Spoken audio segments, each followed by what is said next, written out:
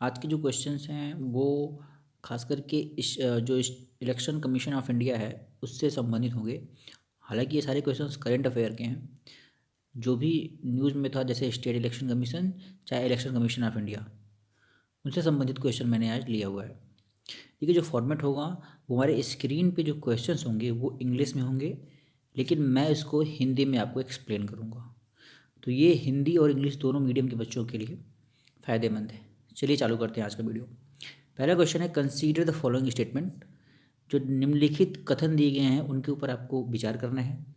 Regarding the state election commission, जो राज्य निर्वाचन आयोग है उससे संबंधित या उसके विषय में। First option, the state election commissioner is appointed by the president. पहला कथन है कि जो राज्य निर्वाचन आयोग है वो प्रेसिडेंट के द्वारा अपॉइंट किया जाता है।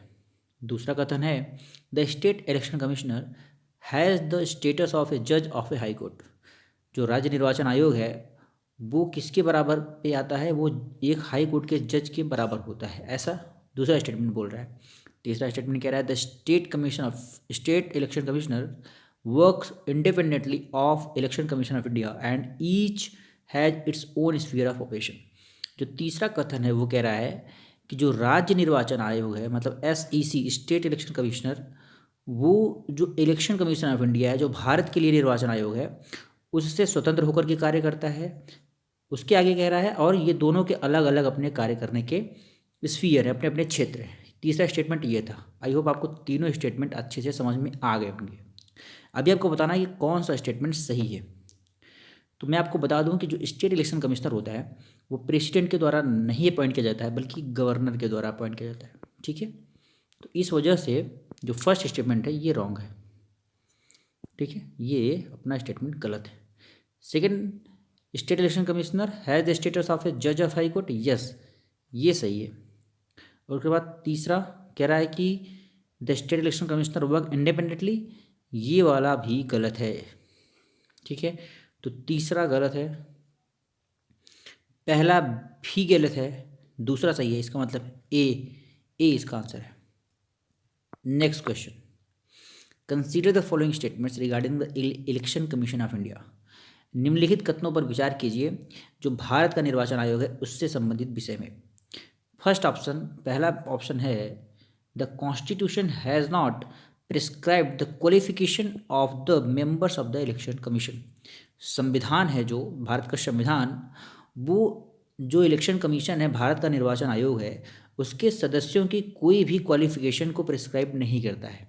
पहला ऑप्शन हो गया। दूसरा ऑप्शन कहता है, the constitution has specified the term of the members of the election commission. जो भारत का निर्वाचन आयोग है उसके टर्म को स्पेसिफाई करता है हमारा संविधान। दूसरा स्टेटमेंट ये कह रहा है। तीसरा स्टेटमेंट कह रहा है कि the constitution has debarred the retiring election commissioners from any further appointment by the government. जो हमारा संविधान है वो जो रिटायर होते हैं इलेक्शन कमीशन उनको रोकता है या उनको मना करता है आगे किसी भी गवर्नमेंट में जॉब के लिए या किसी भी गवर्नमेंट अपॉइंटमेंट के लिए। ये हमारे तीनों स्टेटमेंट है। अब इसमें से कौन से सही ऑप्शन है आपको बताना है। तो पहला मैं फिर से बता दूं कि constitution has not prescribe the qualification of, yes ये ऑप्शन बिल्कुल सही है कि हमारा संविधान बिल्कुल भी बात नहीं करता है इसके बारे में। जो इलेक्शन कमीशन के सदस्य हैं उनके क्वालिफिकेशन के बारे में बिल्कुल भी बात नहीं करते हैं हमारे संविधान। क्योंकि यहाँ पे बहुत इंपॉर्टेंट हमारा जो विचारने का या जो भी थिंकिंग का हमारा आइडिया होना चाहिए, बहुत ही ध्यान से हमको देखना पड़ेगा। क्योंकि ये जो कॉन्स्टिट्यूशन शब्द लग गया इससे वजह से यहाँ पे ये क्वेश्चन, ये जो स्टेटमेंट है सही है। तो constitution has specified the term, नहीं, संविधान ने इसके टर्म को भी स्पेसिफाई नहीं किया है। तो ये स्टेटमेंट गलत है। यहाँ पे हैज है, यहाँ पे नॉट लगा हुआ है, ध्यान से समझिएगा।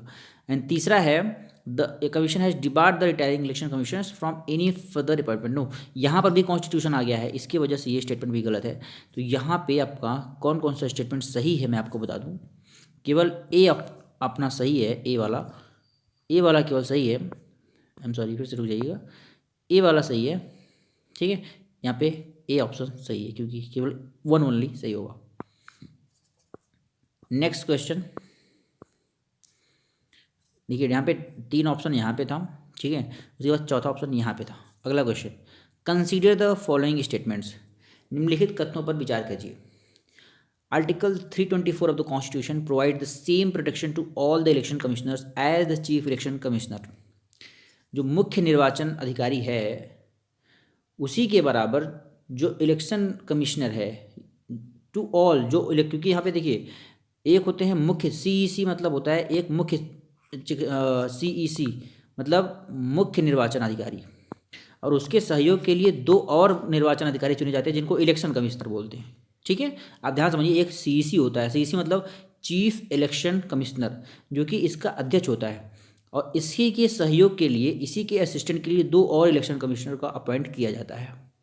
ठीक है, तो यहाँ पे यही कह रहा है कि जो हमारा अनुच्छेद 324 है संविधान का, वो सेम प्रोटेक्शन मतलब वही रक्षा करता है उन सारे इलेक्शन कमिश्नरों की जैसे कि चीफ इलेक्शन कमिश्नर का होता है। पहला स्टेटमेंट हो गया। दूसरा, the chief election commissioner can only be removed on the same ground as a जज ऑफ द सुप्रीम कोर्ट। तो कह रहा है कि जो हमारा मुख्य निर्वाचन अधिकारी है उनको उसी ग्राउंड पे हटाया जा सकता है जैसे कि सुप्रीम कोर्ट के जज को हटाया जाता है। तो दूसरा स्टेटमेंट ये। सो आपको बताना है कि कौन सा स्टेटमेंट सही है। तो मैं आपको बता दूं, जो पहला स्टेटमेंट है वो बिल्कुल भी सही नहीं है, गलत है। दूसरा स्टेटमेंट बिल्कुल सही है, क्योंकि 324 जो है वो सेम प्रोटेक्शन नहीं देता है। ठीक है, चीफ इलेक्शन कमिश्नर के बराबर रक्षा इसको नहीं करता है इलेक्शन कमिश्नर को। और दूसरा स्टेटमेंट बिल्कुल ही सही है, दूसरा सही है, क्योंकि जो चीफ इलेक्शन कमिश्नर है वो सुप्रीम कोर्ट के जज के जो ग्राउंड्स हैं, मिसबिहेवियर और प्रूव्ड इनकैपेसिटी, इन्हीं ग्राउंड्स पे इनको भी हटाया जा सकता है। तो यहाँ पे इसका आंसर होगा बी ओनली। इसका आंसर है बी ओनली। ठीक है, अब हम आगे चलते हैं। नेक्स्ट क्वेश्चन है, कंसीडर द फॉलोइंग स्टेटमेंट। निम्नलिखित कथनों पर विचार कीजिए। In the performance of its functions election commission of India, यहाँ पे ऑफ लगा हुआ है, यहाँ पे आप देख लीजिएगा, election commission of India is insulated from executive interference. अपने अपने कर्तव्यों का निर्वहन करते समय जो election commission of India, Bharat निर्वाचन आयोग है, वो बिल्कुल भी एग्जीक्यूटिव जो वो दखलंदाज होते हैं या जो इंटरफेयर करते हैं एग्जीक्यूटिव के, उनसे बिल्कुल भी बचा रहता है, बिल्कुल भी एकदम ही बचा रहता है। बिल्कुल सही है, कोई भी यहाँ पे इंटरफेयर एग्जीक्यूटिव नहीं करती है इलेक्शन कमीशन के फंक्शन में। पहला स्टेटमेंट। दूसरा statement, the decisions of the election commission of India can be challenged only in the supreme court of India by appropriate petitions. तो यहाँ पे कह रहा है डिसीजन जो इलेक्शन कमीशन ऑफ इंडिया के हैं उनको हम केवल और केवल, ओनली शब्द पे ध्यान दीजिएगा, क्योंकि ऐसे ही क्वेश्चन हम करते हैं यूपीएससी में, only in the supreme court. क्या हम केवल सुप्रीम कोर्ट में चैलेंज कर सकते हैं? नहीं, हम इसको सुप्रीम कोर्ट के साथ साथ हाई कोर्ट में भी चैलेंज कर सकते हैं। इस वजह से दूसरा स्टेटमेंट गलत है। तो ए सही है, मतलब एक सही है, one only, A should be the correct answer. Next question, consider the following statements about the election commission of India. Election commission of India के बारे में, भारत निर्वाचन आयोग के बारे में निम्नलिखित कथनों पर विचार कीजिए। जो पहला क्वेश्चन है, सिंस इस Inception the election commission is a multi member body consisting of 3 election commissioners. शुरुआत से ही जो भारत निर्वाचन आयोग है वो मल्टी मेंबर बॉडी है, मतलब कई सारे सदस्य हैं इसमें। पहला स्टेटमेंट हो गया। दूसरा, इलेक्शन कमिश्नर और ए रीजनल कमिश्नर के नॉट बी, यहाँ पे बी लगा हुआ है, यहाँ पे बी लगा हुआ है भैया, ये देख सकते हैं आप। कह रहा है इलेक्शन कमिश्नर और regional commissioner can not be removed from office except on the recommendation of the chief election commissioner. कह रहा है जो इलेक्शन कमिश्नर, मैंने अभी बताया था, इलेक्शन कमिश्नर जो होते हैं वो चीफ इलेक्शन कमिश्नर जो मुख्य निर्वाचन अधिकारी होता है उसके सहयोग के लिए यहाँ पे अपॉइंट किए जाते हैं। और ए रीजनल कमिश्नर जो क्षेत्रीय अधिकारी हैं कैन नॉट बी रिमूव्ड, नहीं हटाए जा सकते हैं अपने ऑफिस से एक्सेप्ट, अपवाद के रूप में, कौन से अपवाद? On the recommendation of the chief election commissioner. मतलब जो मुख्य निर्वाचन अधिकारी है बिना उनके सिफारिश पे इलेक्शन कमिश्नर या रीजनल कमिश्नर को हटाया नहीं जा सकता है उनके ऑफिस से। दूसरा स्टेटमेंट ये है। तीसरा, they determine the territorial areas of the electoral constituencies throughout the country. कौन? ये जो चीफ इलेक्शन कमिश्नर हैं वो क्या करते हैं? वो क्षेत्रीय जो एरिया हैं इलेक्टोरल कॉन्स्टिट्यूएंसीज की, उनको भी वो निर्धारित करते हैं। ठीक है, तो ये तीसरा स्टेटमेंट था और यहाँ पे दूसरा सही है, बिल्कुल ही दूसरा सही है, क्योंकि इलेक्शन कमिश्नर और regional commissioner can not be, बिल्कुल ही, जब तक चीफ इलेक्शन कमिश्नर सिफारिश नहीं करेगा तब तक इलेक्शन कमिश्नर को हटाया नहीं जा सकता है या रीजनल कमिश्नर को हटाया नहीं जा सकता है। बिल्कुल ही सही है। तीसरा, ये जो है टेरिटोरियल एरियाज को, जो इलेक्टोरल कॉन्स्टिट्यूंसीज हैं पूरे इंडिया में, उनको डिटरमाइन करते हैं, बिल्कुल सही है। पहला गलत है, क्योंकि शुरू से ही election commission multi member body नहीं रही है। मैं आपसे बता दूं 1989 तक ये सिंगल मेंबर बॉडी थी, केवल एक ही सदस्य हुआ करते थे, किसमें, इलेक्शन कमीशन ऑफ इंडिया में। लेकिन 1989 के बाद से इसको मल्टी मेंबर बॉडी बनाया गया था। सो इसकी वजह से hence first statement is wrong, पहला कथन गलत है, दूसरा सही, तीसरा सही। तो अब हम आते हैं ऑप्शन पे, कौन कौन सा ऑप्शन हमारा है।